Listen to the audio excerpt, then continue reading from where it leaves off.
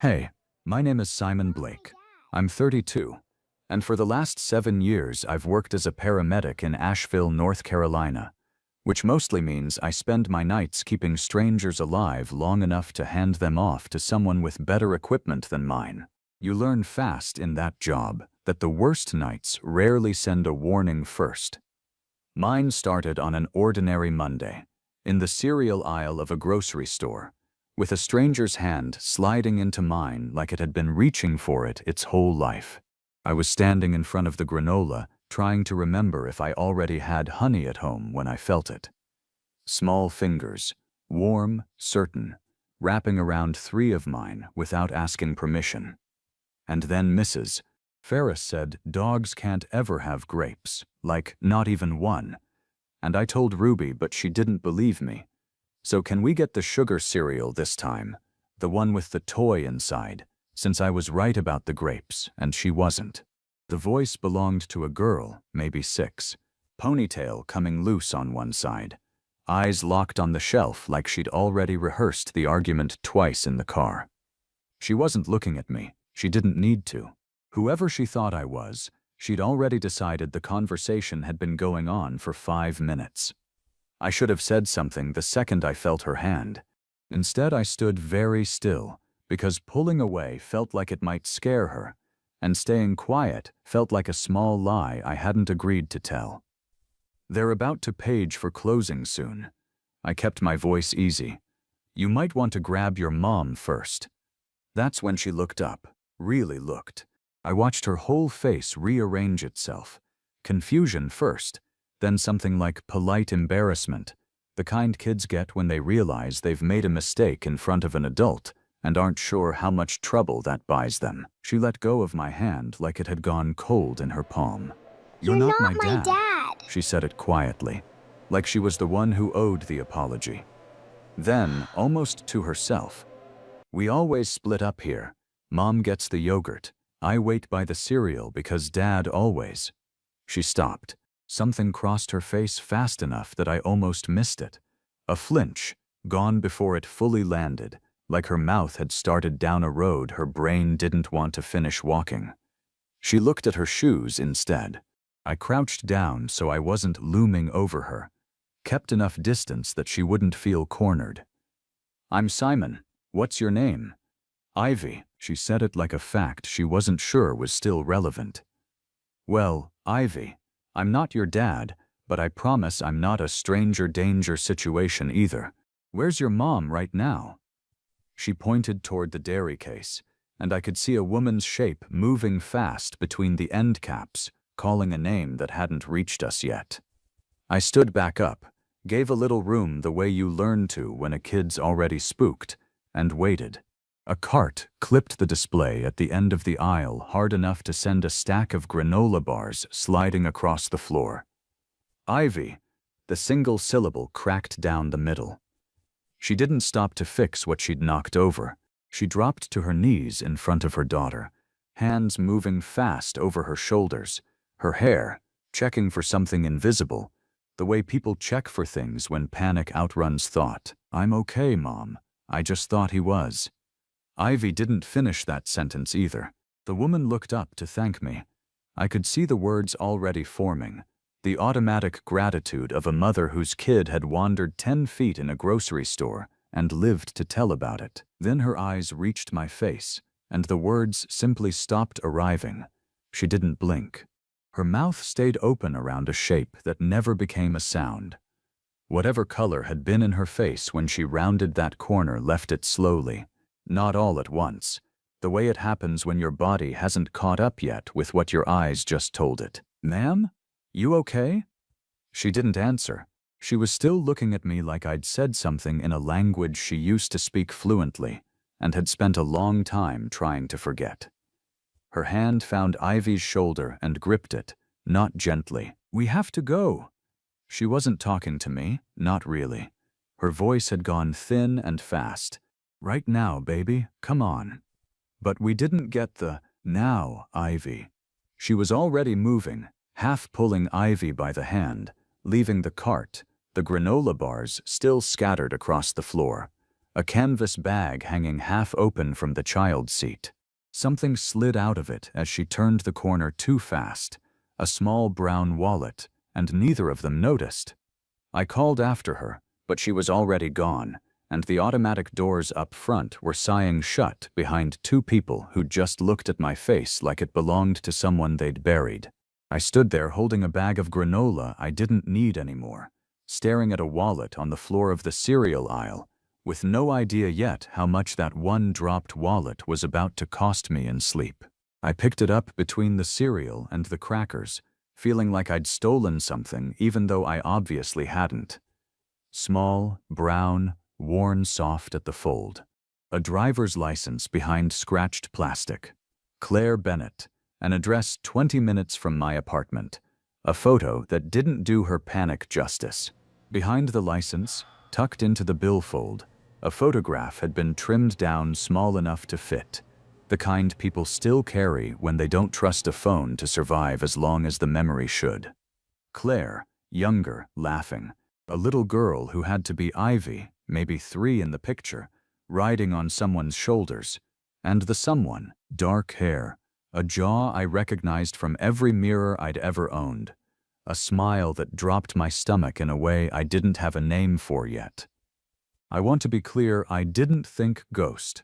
I'm not a ghost person. 7 years of pulling people out of car wrecks and bathtubs, and one memorable kitchen fire teach you the universe doesn't usually bother with symbolism. It teaches you that coincidences look bigger up close than from far away, and this one was close enough to touch. I should probably explain quickly who I am outside of that aisle. I grew up in Hendersonville with a mother named Joyce, who never once let the word adopted feel like a smaller kind of family, and a father who died of a heart attack when I was 22, young enough that I still catch myself dialing his old number on certain anniversaries. I got engaged once, at 28, to a woman named Paige, who told me, not unkindly, that I was better at other people's emergencies than I was at my own life. She wasn't wrong. I'd been alone since. Not lonely exactly, just unbothered by the idea of changing it, like a stain on a shirt you only wear at home. It hadn't occurred to me I might be missing something specific until a 6-year-old put her hand in mine like she'd done it 100 times before. I could have mailed the wallet back. Could have dropped it at customer service and let some overworked teenager handle the rest. Instead, I put it in my glove compartment and told myself I'd drive it over after my next shift, which was less about good manners than it was about the photograph I couldn't stop replaying. My partner Theo noticed before I said a word, which is one of the more annoying things about working 60-hour weeks beside the same person for 4 years straight.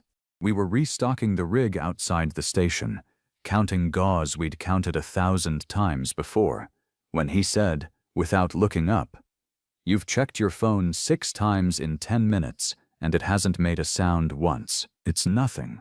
It's never nothing when you say it that fast." He tossed me a roll of tape. "You look like you saw a dead man walking." I didn't answer that, mostly because I wasn't sure yet how close he'd landed to the truth, and some things you don't say out loud until you've said them to yourself first. Claire Bennett's house sat at the end of a short gravel drive, porch light already on, though it wasn't quite dark. A tricycle abandoned on its side in the yard like it had been dropped mid-thought. I sat in the car longer than I want to admit. Ivy answered before I'd even finished knocking, which meant either she'd been watching the driveway or 6-year-olds just move that fast.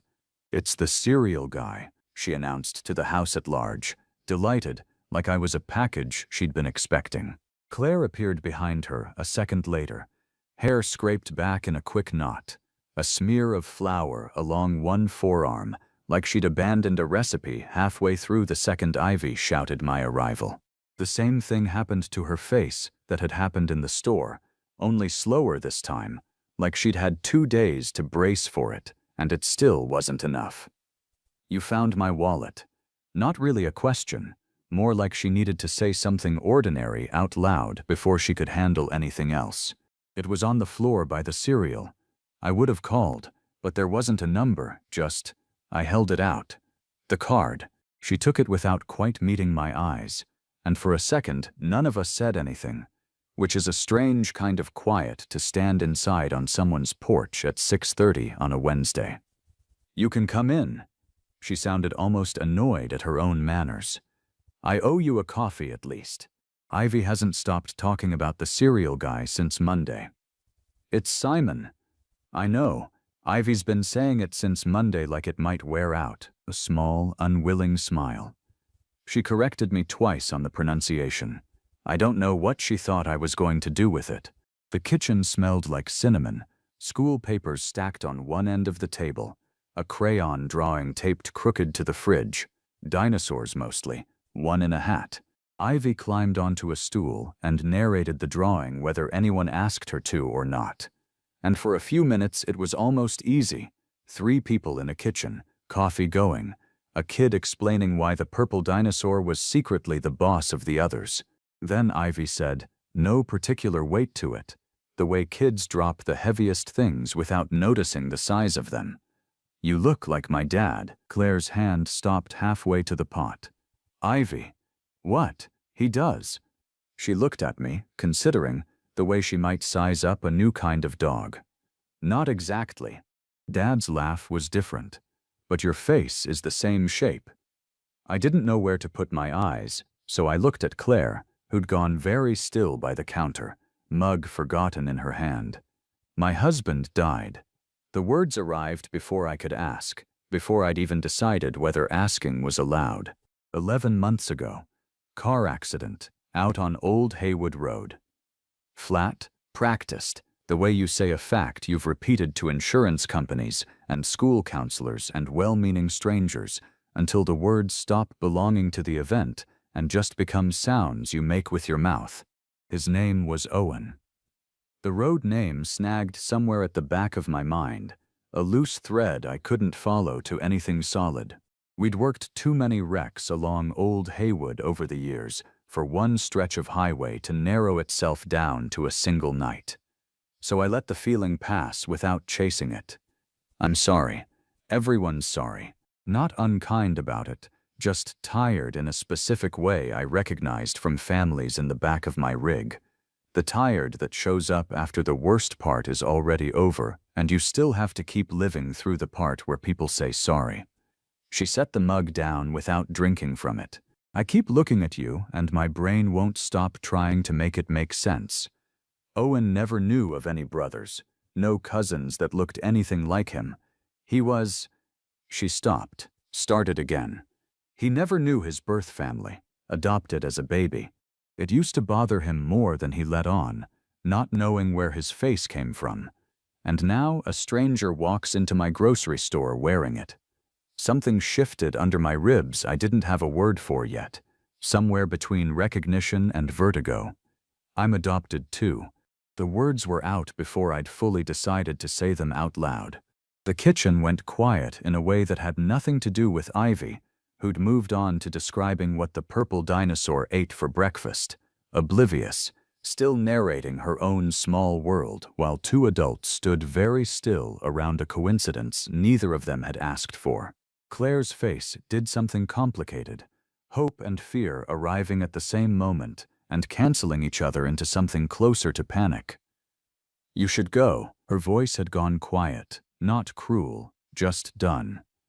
"I'm sorry. I can't, not tonight." I stood to leave, and on my way past the counter I tore the corner off an old grocery receipt and wrote my number on the back of it, setting it down without making anything of it. "In case you want to talk, no pressure either way." She didn't reach for it while I was still in the room. I sat outside her house a long time before I trusted myself to drive. Then I called my mother, because some nights you need the one person who's never once lied to you, even about the hard things. "Mom, did I have a twin?" Joyce didn't answer right away, and in the silence I heard a chair scrape back on her kitchen floor 200 miles away, the sound of someone sitting down before saying something they'd carried too long standing up. "Where's this coming from, Simon? Just answer me, please. There was another baby." Her voice had gone careful, choosing each word like it might break something if she picked wrong. A boy. The agency told us the birth mother couldn't keep either of you. There were 2 approved families that year, but neither of us had been cleared to adopt twins, so they'd already decided to place you separately before anyone signed anything. We were told you had a brother somewhere. I never learned what your brother's adoptive parents were told, or if they were told anything at all. I've spent 32 years telling myself it wasn't my choice to make, and 32 years not quite believing that. A pause. I always meant to tell you once you were old enough to ask the right question. I suppose you just did. I don't remember exactly what I said back. I remember standing in my kitchen an hour later, phone still warm in my hand, staring at nothing, feeling like the floor of my life had quietly been swapped for something structurally different while I wasn't looking. Theo found me distracted again the next shift. Only this time he didn't let it go with a joke. We were parked outside a Waffle House at 2 in the morning, waiting on a call that hadn't come yet, and he just said, "You gonna tell me, or am I guessing for the next 6 hours?" So I told him. All of it. The aisle, the wallet, the photograph, Joyce's phone call. Theo listened without interrupting, which for Theo is close to a religious event, and after a second he said, "So somewhere out there is a woman raising your possible twin brother's kid, and the kid already likes you." That's not. I stopped, because it also wasn't not that. It's complicated. Everything's complicated at 2 a.m. in a Waffle House lot. He handed me the last of his hash browns without being asked, which from Theo is basically a wedding vow. Doesn't mean you get to sit on it. Go find out for real. You're not the kind of guy who leaves a wound open just because closing it might hurt worse. Claire called 11 days later, which I know because I'd started marking them without meaning to. "Ivy won't stop asking about you." No preamble, like we'd been mid-conversation the whole time. I told her that wasn't a good enough reason to call a grown man out of nowhere, and she said, quoting directly, "That's a mom reason, not a real reason." A breath, almost a laugh. She's not entirely wrong. I have questions too. I just don't know how to ask them without sounding like I've lost my mind. We started slow, coffee that turned into a Saturday at the park. Ivy narrating the animal kingdom from the top of a slide. Claire watching me with an expression I couldn't quite read, somewhere between studying and softening. She told me about Owen in pieces, the way you hand someone a puzzle a few edges at a time, instead of the whole box. He'd worked logistics for a shipping company. He hummed off-key on purpose to make Ivy laugh. He used to say that not knowing his birth family had taught him to build the one he wanted instead of waiting to inherit it. And Claire repeated that line now, with a look like she wasn't sure if it made any of this easier or so much worse. Diane called while we were still at the park, and Claire's posture changed the second she saw the name light up her screen. She stepped a few feet away to answer, but the wind carried enough. "No, Diane. I haven't forgotten the anniversary." A pause. "I know what you think Ivy meant." Longer pause, her jaw tightening. "He's a friend. I don't owe you a full report on my friends." When she came back, her face wore that careful calm people put on over something still shaking underneath. Owen's mother, in case I hadn't guessed. Watches Ivy 3 afternoons a week. Loved him more than anything on this earth. And she's decided you're either a scam or a ghost, and honestly I'm not sure which one scares her more. She rubbed her forehead. "The anniversary's in 3 weeks. She wants a gathering at her place. I haven't told her about you yet, not really, and I don't know how to start that sentence without it sounding insane." The following Sunday, Claire showed me a video on her phone, unprompted, like she'd decided something overnight. Owen at a birthday party 2 years back. Paper crown clearly meant for Ivy sitting crooked on his head, singing along badly on purpose. Laugh loud and easy in a way that made my chest ache with a grief that wasn't technically mine to carry. His voice wasn't mine. That was the strange mercy of it. Different pitch, a faint accent from somewhere in the Midwest I didn't have. But the way he tilted his head when he laughed, the way his hand rested flat on the table like he was steadying something that wasn't there, those were mine too. Or I was his, depending which direction you wanted to run the math. I keep waiting to feel like this is wrong, Claire said, watching my face instead of the screen. Looking at you and feeling something. It should feel like a betrayal, or a bad joke, or both. Mostly it just feels like the universe left a door open I didn't know I was allowed to walk through. She set the phone face down on the cushion between us, like she needed it out of the room to finish the thought. What if I'm only doing this because you look like him? What does that make either of us? I let that settle a moment before I answered. There's a way to know for sure. Not the looking like him part, the rest of it. I'd looked into it more than I wanted to admit, alone in my apartment at odd hours. The medical examiner's office may still have a sample preserved from Owen's autopsy. As his spouse, you could ask whether one exists and what it would take to release it. It wouldn't be a guess anymore. It would just take you asking the question. She went quiet long enough that I thought I'd overstepped. Then, and if it says no? If this is just a cruel coincidence wearing my husband's face? Then we'll know that too. I reached over and took her hand, not the practiced kind of touch I use on strangers in the back of an ambulance, something with no training behind it at all. Either way, Claire, I'm not going anywhere. That part isn't waiting on a lab result. She looked at our hands a long moment, then up at me, and for one suspended second I thought she might close the distance herself. Instead, she pulled back, gentle, apologetic. Not yet. I need to know which grief I'm standing in first. I understood. It didn't make it easier. 2 days later, Claire called to say the medical examiner's office had confirmed a sample still existed. It took another week of paperwork, the examiner's sign-off, then approval from the estate's representative, before the sample was transferred under chain of custody to an accredited private laboratory. I gave my own sample that same week, and after that there was nothing left to do but wait. The gathering was Claire's idea. Small, just her, Ivy, her friend Nadine, and me. A low-stakes dinner to prove to herself, I think, that I could exist in her house without the sky falling in. Nadine brought an elaborate dessert with a drizzle on top, and Ivy, who ate like every meal was a negotiation, decided that night she was brave enough to try it. I noticed before Claire did, which is either the worst or the most useful thing about doing this job for 7 years. Ivy's voice thickened mid-sentence, her hand rising to her throat like she was trying to clear it.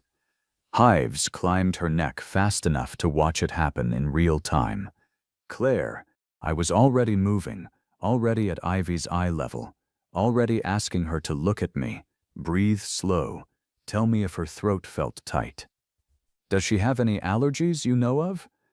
Not that we've ever, Claire's voice cracked on the word, panic climbing fast. She's never had a reaction, nothing. I don't even know what's in that. Nadine, what's in that? The bakery box said there could be walnut cross-contamination, Nadine said, white-faced, already grabbing her phone. Oh my God, I didn't even think. Call 911, now. I kept my voice level because someone in the room had to be. Ivy's breathing had gone shallow and wet-sounding, eyes wide and scared in a way I never wanted to see on a face that small. I got her sitting upright, checked her airway, talked her through slow breaths in a voice I'd used 1,000 times before and never once meant this much. You're okay, Ivy. Look at me. Count with me. 1, 2, 3. Good girl. You're doing great. Claire knelt beside us, one hand gripping Ivy's, the other gripping my arm hard enough to bruise, and I didn't tell her to let go. The ambulance took 9 minutes, which is either fast or an eternity depending entirely on whether the emergency belongs to you. I rode in the back, not as crew, just as the man who wouldn't let go of a 6-year-old's hand, watching a colleague do exactly what I would have done, epinephrine, oxygen, the careful practiced calm of people who've learned not to let their faces show what their hands already know. Ivy's breathing eased somewhere around the second red light. Claire didn't stop shaking until we pulled into the ambulance bay. They kept Ivy for observation, color back in her cheeks within the hour, already asking if she could try a different dessert next time, as if the whole thing had been a minor inconvenience and not the worst 20 minutes of her mother's life. Claire sat by the bed holding her daughter's hand like she might float away if she loosened her grip, and I stood near the door because I didn't know yet what my place in that room was allowed to be. Diane arrived like weather. I heard her before I saw her, a fast, sharp voice at the nurse's station demanding which room, and then she was through the door, and then she saw me, and the whole hallway seemed to hold its breath along with her. She went the color of the walls. Her hand found the door frame like she needed it to stay upright. Owen. Not a question. Barely even a word. More like something torn loose from a part of her she didn't have control over. Diane, this is Simon. Claire stood, moved between us without quite meaning to look like a referee, though that's exactly what she was. It's not, I can explain. It's not what it looks like. What it looks like. Diane's voice climbed, sharp and shaking. It looks like my son has been dead for 11 months, and you've gone and found yourself a replacement wearing his face, and you brought him to sit at my granddaughter's hospital bed like this is normal, like I'm supposed to just. She pressed a hand to her mouth, started again lower, worse. You couldn't even wait for the anniversary. You couldn't give him that. That's not fair. Claire's voice shook but held. I didn't go looking for this. It found me, in a grocery store, same as it's finding you right now. Found you?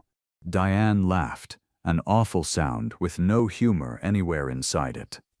Do you know what it's like to bury a boy and then have his face turn up at your granddaughter's bedside like some kind of sick miracle? Do you have any idea what the paramedics told me that night? How long they worked on him before they… Her voice broke entirely. They said they did everything right, everything by the book, and it still wasn't enough. So don't stand there and tell me the universe is being kind to us, Claire, because the universe already took its shot at kind, and it missed. I felt the words land somewhere I wasn't braced for. Old Haywood Road, 11 months, a team that ran the full protocol and still lost him. I heard myself ask, before I'd decided to.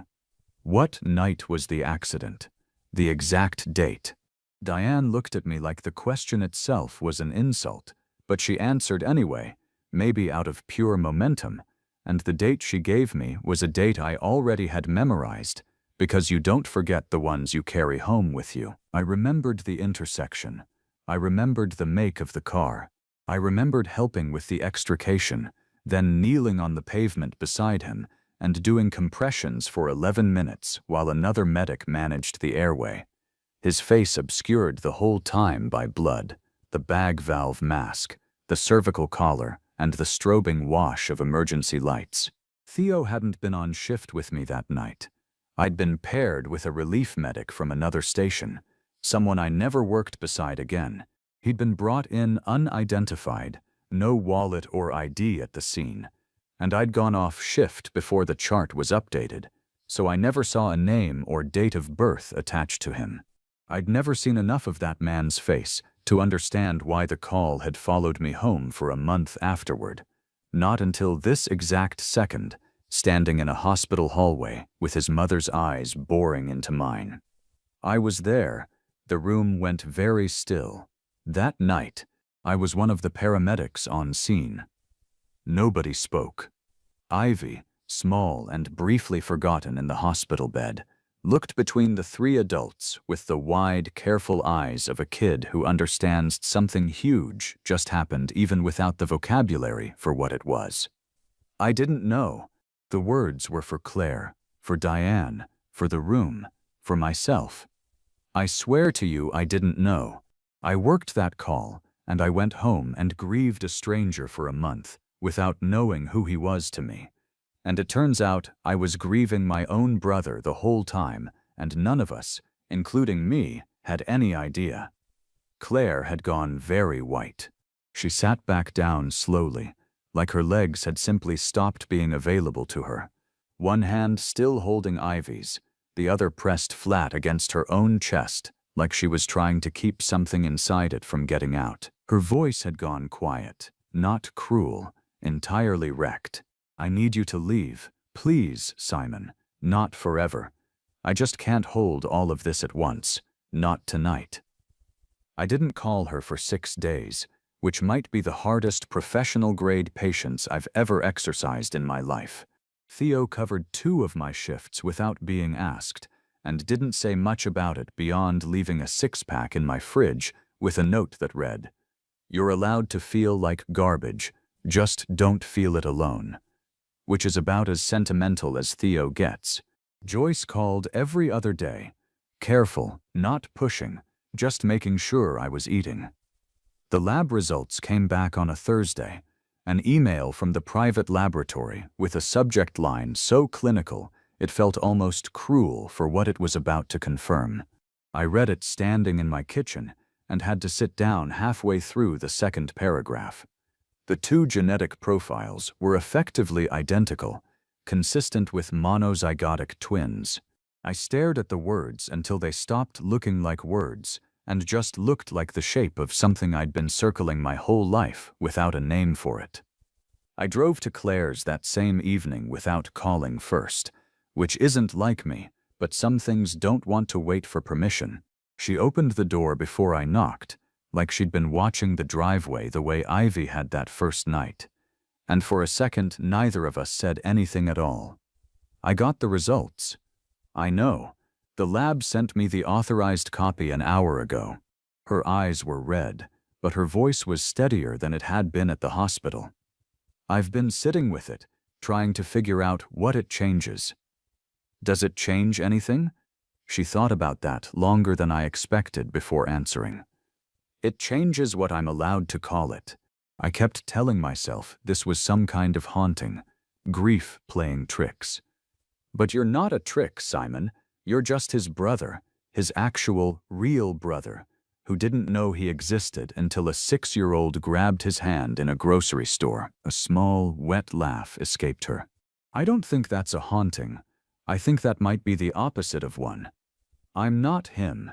It needed saying out loud, for both of us. "I need you to know that whatever this is, between us, it isn't about being him. I don't hum off-key on purpose. I don't know the first thing about shipping logistics. If there's something here, it has to be about me, or it isn't worth having. I know that." She stepped closer, close enough that I could see her hands were shaking, though her voice wasn't. "I think I've known it since the hospital, actually. I was just too scared to say it while everything was still on fire." She looked up at me, and this time neither of us pulled back. "I'm not choosing you because you look like him.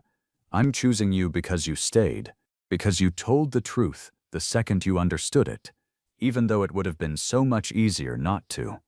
Because Ivy trusted you before any of us had one good reason to. And it turns out she was right." I kissed her then, finally. No lightning, no storm, just a quiet kitchen and a dish towel still slung over her shoulder, and 2 people choosing, deliberately, with every hard fact already on the table between them, to walk toward each other anyway. Diane asked to meet me alone a few days later, which took more courage from both of us than either wanted to admit. We sat across from each other in a diner booth that had clearly seen better decades, and she set an old photograph on the table before either of us had ordered coffee. Owen, maybe 8 months old, gap-toothed and delighted about something just out of frame. I used to catch myself doing this strange thing when he was small. She wasn't looking at me. She was looking at the photograph instead. Setting the table for one more than we needed. I'd catch it halfway through and put the extra plate back, and I never once let myself wonder why. Because wondering felt disloyal, like I was telling him he wasn't enough family on his own. She finally looked up. I'm not going to pretend I'm not still angry. Some of that isn't about you at all. It's about a boy I raised from 8 pounds and 2 ounces who never got to know he had a brother, who might have wanted to know, and I'll never get to give him that chance now. I'm sorry. I meant it in a way that went past politeness. Don't be sorry for existing. She pushed the photograph an inch closer, an offering. Keep it. He'd have wanted somebody who looks like that to have a picture of him as a baby. I think he'd have wanted a brother more than he ever let himself say out loud. Her hand, when it found mine across the table, was steadier than I expected. I loved that boy with everything I had, blood or no blood. That's not going to change because you showed up, but there might be room to love you a little too, eventually, if you're patient with an old woman who buried her son and found half a miracle too late for it to be painless. Joyce drove down the following week with the adoption file on the passenger seat, like she needed it within reach. She apologized without trying to defend the 32 years of silence, and I told her forgiveness wasn't something I could hand her on the spot, only that we were done building whatever was left of our family around things nobody was willing to say out loud. She nodded like she'd expected exactly that, because she had. The hospital scare, the DNA results, and everything that followed had already pushed the anniversary gathering back by 3 weeks. When it finally happened, it was quieter than Diane had first imagined it, and I was there, standing a little apart at first, then not so apart once Ivy pulled me by the hand toward the dessert table and announced I made better waffles than anyone in the room, which was both untrue and the nicest thing anyone had said about me in years. I used to think family was something you were either born into or built by hand, with nothing much in between.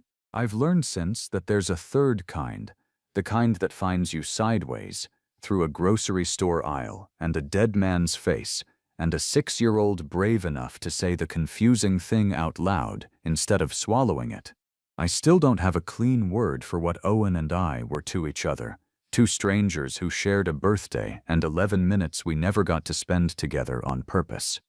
But I know exactly what I am to Ivy now, even if she's still the one, most days, who decides what that word gets to mean.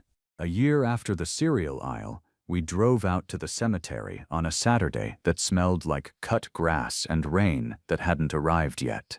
Ivy knelt at the headstone first, arranging a fistful of daisies against the base the way she always insisted on doing it, careful, deliberate, like she was setting a table for someone who might actually show up. Then she stood, brushed the grass off her knees, and walked backward toward us, already talking before she'd fully turned around. I told him about the spelling test, she announced, and that you make waffles better than Mom, but don't tell Mom I said that. Claire laughed despite herself and wiped her eyes with the back of her wrist. Ivy reached up and slid her hand into mine, the same easy, certain grip from the cereal aisle all those months ago, like she'd never once doubted it belonged there. Come on, she was already pulling. You have to say hi too, that's the rule now. I let her lead me forward, and this time nobody told me I wasn't supposed to be there.